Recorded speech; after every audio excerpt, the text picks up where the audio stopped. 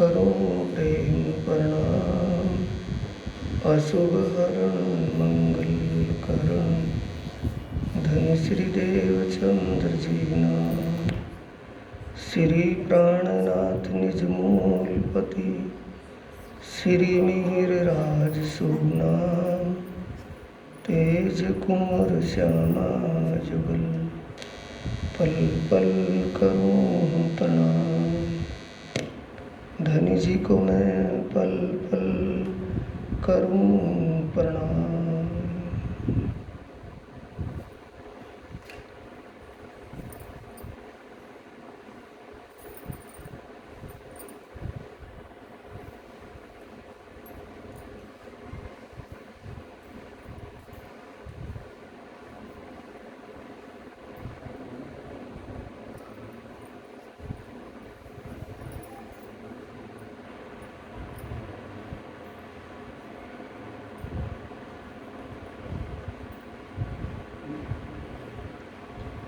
प्राणों के आधार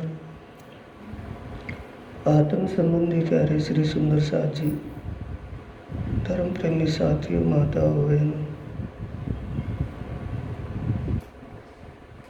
धाम धनी उस अक्षरातीत पारब्रह्म परमात्मा की असीम कृपा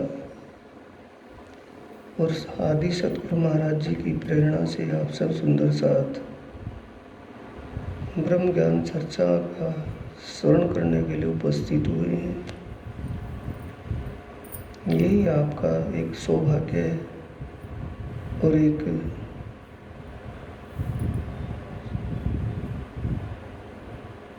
बहुत ही परोपकारी समय धनी की कृपा से आपको मिला, क्योंकि इस व्यस्त बिजी जीवन में आत्मीय खुराक बड़ा कठिन है। तन की खुराक हम सहज उपलब्ध कर लेते हैं, पा लेते हैं, प्राप्त कर लेते हैं, लेकिन ये आत्मीय खुराक उस धनी के हुक्म और सतगुरु की प्रेरणा से ही कभी कभार प्राप्त होती है, जिससे हमें आत्मीय शांति का एहसास होने लगता है, होता है। आज का प्रसंग कल के प्रसंग से ही मिलता जुलता है।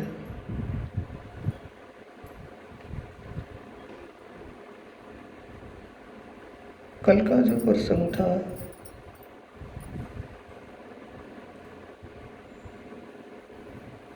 वो एक कीर्तन ग्रंथ के 132वें प्रकरण से था। अंदर नाहि निर्मल, फेर फेर नहावे बाहिर, कर दिखाई कोट बेर, तोय नाहि मिले करतार। जैसा बाहिर होत है वैसा होवे दिल, अतखिन धनी न्यारा नहीं, माहे रहे हिल मिल।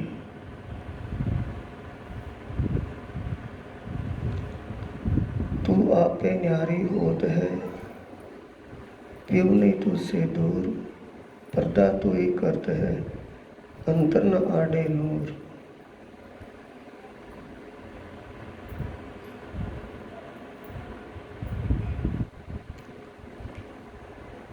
इस सब हिस्से का यही था कि परमात्मा और आत्मा का जो संबंध है वो अखंड संबंध है। कभी उस रिश्ते में खंडन नहीं होता, अखंड है। परमात्मा कभी आत्मा से दूर नहीं होता, आत्मा कभी परमात्मा से अलग नहीं होती। अलगाव जो हमें महसूस हो रहा है, हमें परमात्मा का साक्षात उसका दीदार होने में जो ये एहसास हो रहा है कि हमें उसका साक्षात या उसका दीदार नहीं हो पा रहा, ये कारण हमारे भरम का है। भरम रूपी पर्दा सत्य को ढका हुआ है। तिनके ने पर्वत को ढांप लिया, ये वो गति है। तिनका क्या है? हमारे मन का भरम। मन से ही तो पाप लगता है, मन से ही पुण्य होता है। हमारे मन में कहीं भी विचलता बन जाती है, तभी हमें उस परमात्मा व आदि सतगुरु के प्रति दूरी लगने लगती है। दूरी लगने का मतलब हमारे दिल में परमात्मा के प्रति व आदि सतगुरु के प्रति कुविचार दिल में बढ़ने शुरू हो जाते हैं। जैसे कोई भी आपत्ति आने, संकट, दुख आए तो हम राज्य को ही गुनाहगार बनाने लगते हैं कि राज्य, हम इतना भजन भी कर रहे हैं, इतना सब कुछ करते हुए हमारे साथ ऐसा अन्याय क्यों हो रहा है।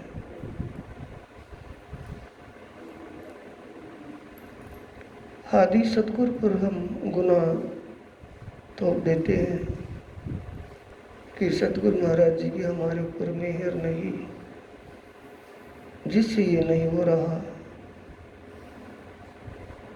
हम कभी भी अपने कर्म को गुनाहगार नहीं मानते। हम अपने कर्म पर कोई भी दोष नहीं लगाते। ये हमारी कर्म गति कैसी है। धनी न देवे दुख तिल जेता, सब हमारे अपनी तकसीर। क्या राजा, क्या राणा, क्या मीर, पीर, फकीर कोई भी है, सबको अपनी कर्म गति ही मारती है। कर्म गति से ही सब कुछ होता है। उनकी कृपा तो हर पल है।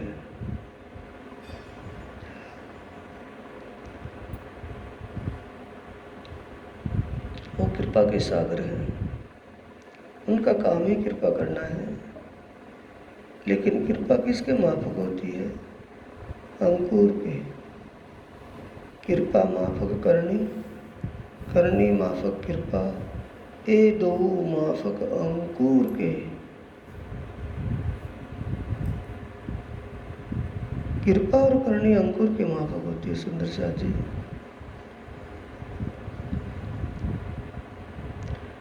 जब हम मन के अधीनस्थ होते हैं तब हमारे मन में पता नहीं क्या क्या बातें कुविचारों की होती है। अच्छे विचार नहीं आते, उसमें कुविचार पनपने लगते हैं अंतर्मन में। और जब सद्भावना होती है, सद्विचार आते हैं।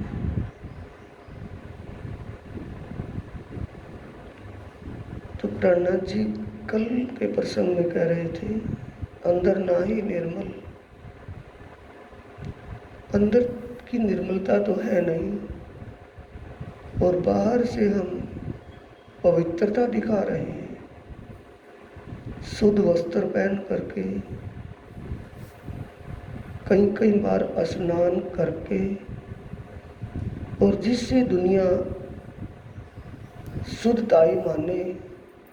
जैसे कोई भी सफ़ेद वाना पहन लिया, धोती, जनेऊ, तिलक, माला, जिससे भी दुनिया ये माने कि तो बहुत शुद्ध साग पाक है। बाहर की हम वो शुद्धता और पवित्रता दिखा रहे हों, और अंतर मन हमारा पवित्र नहीं है, तो उसके लिए प्राणनाथ जी कहते हैं कि तो ये नाहे मिले करता है, अंदर ना ही निर्मल हेर फेर नहावे बायर, कर देखाई कोट भेर तो ही नहाए मिले। तो अंदर की निर्मलता कैसे होगी, वो भी आपको कल बताया था साथ के साथ ही।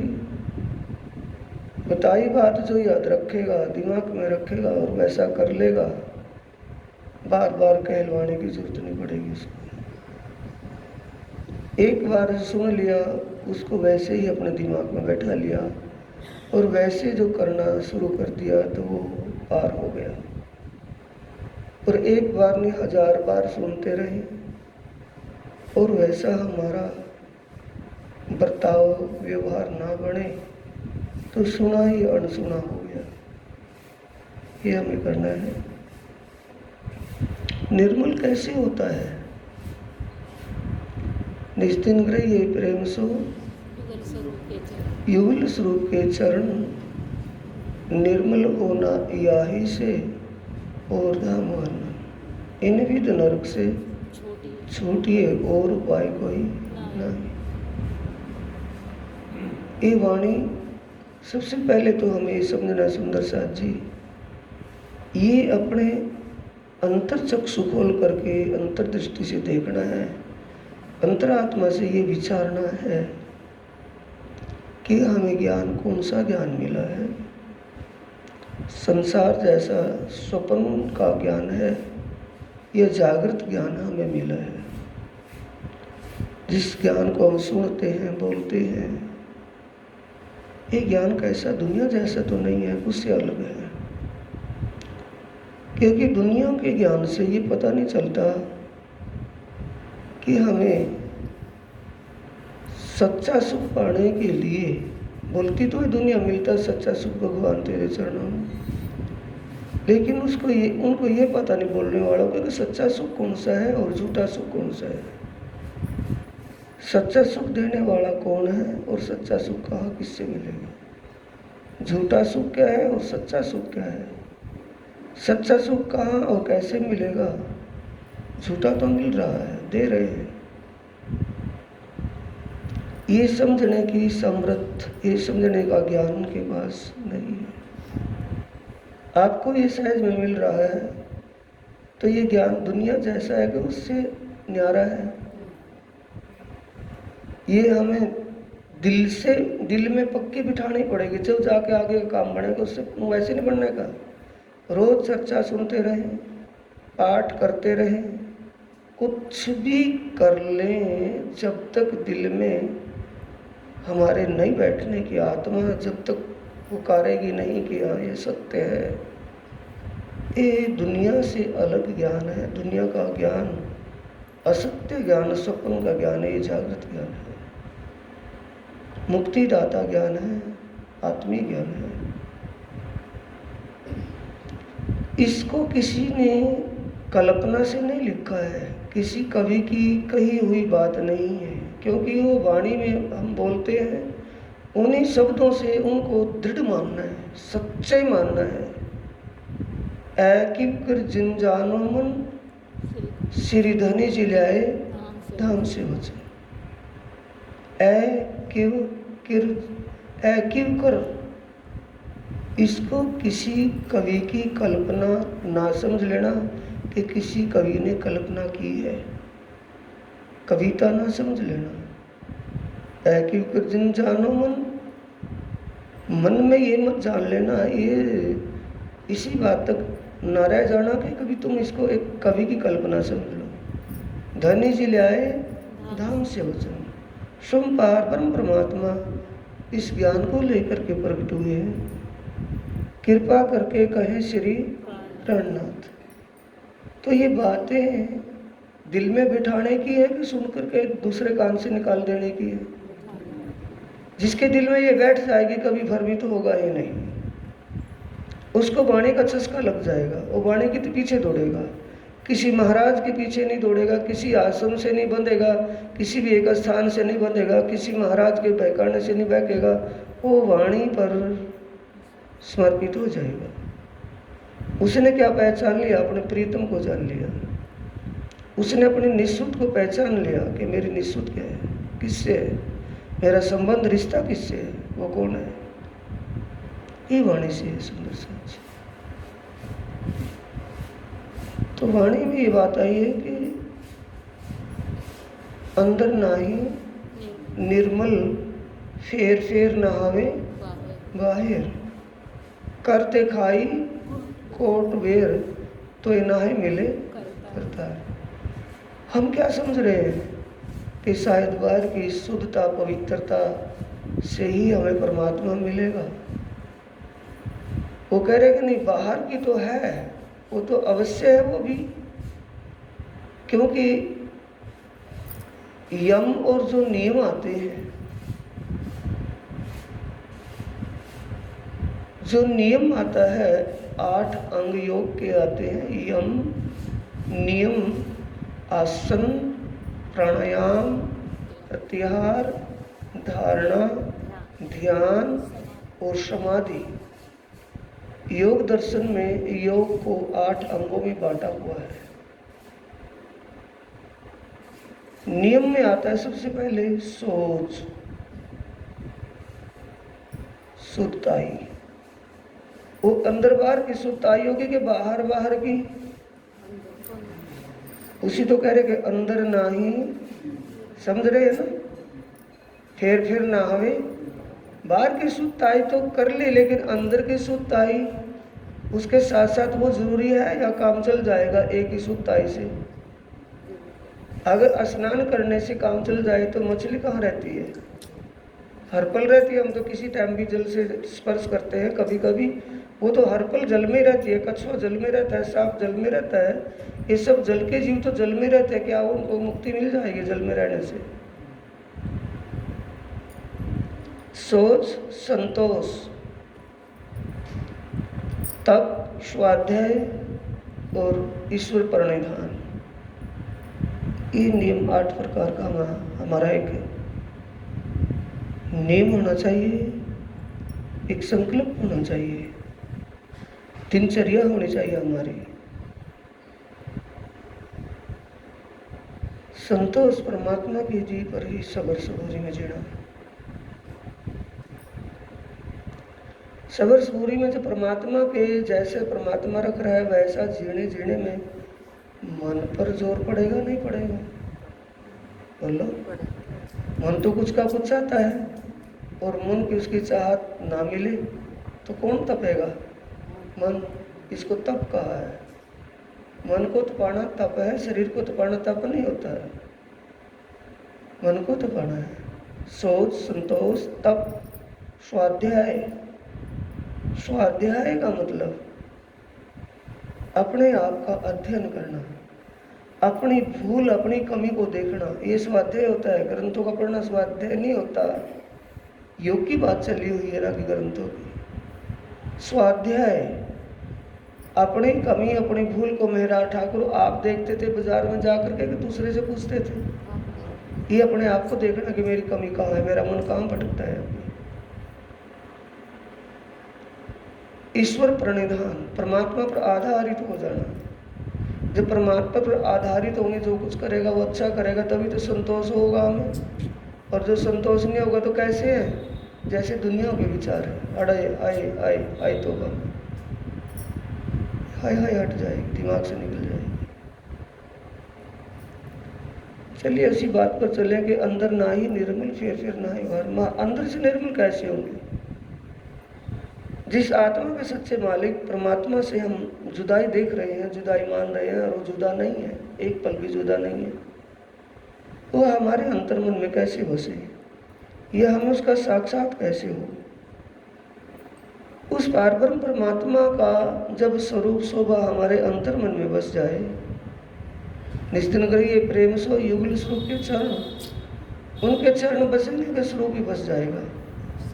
जब हम युगल स्वरूप राज्य के ऐसे सुंदर सुकोमल चरणों का ध्यान कर रहे हो और वो सुंदर सुकोमल चरण हमारी अंतरात्मा में बस गए हो, अंतर्दृष्टि उसी में हर पल सरबोर रहती हो। श्यामा जी महारानी के कैसे सुंदर, कितने सुकोमल चरण, अनवट और बिछुआ के इतने सुंदर लगे हुए हैं अंगूठियों उंगलियों में। तो उस शोभा को हम निहारेंगे तो वहीं अटके रहेंगे क्या? उनके मुखमंडल तक जाएगा ध्यान, नक्शे सिख तक की शोभा उनकी धीरे धीरे धीरे धीरे